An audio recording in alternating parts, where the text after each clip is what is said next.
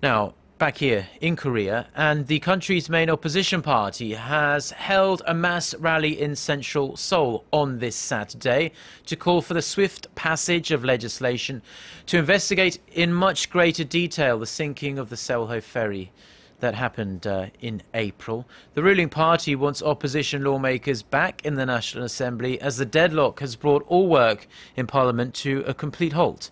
Our Myung-kil has this report.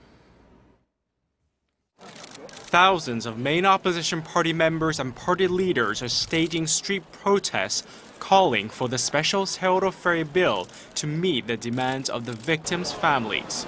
Ha Kyung-sung, the interim chief of the New Politics Alliance for Democracy, is urging President Park Geun-hye to meet with the bereaved families in a bid to call for the enactment of the special bill.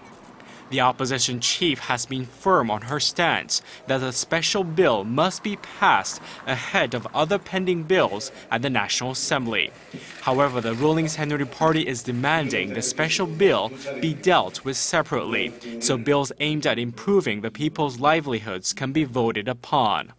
Ruling party lawmakers accuse the main opposition of using the ferry bill as a means to further its own political ends. After Saturday's mass rally, opposition party leaders plan to march from Jindo's Paekmokhan Harbor, the nearest site to the ferry sinking, to Seoul sometime next week. As the National Assembly's regular session begins on Monday, the ruling party is scheduled to meet with the victims' families for a third time in the hope of reaching a compromise over the bill. The families are demanding the investigative committee be given the right to investigate and indict. They also insist the ruling party should not be allowed to select any of the 7-member panel tasked with choosing a special counsel.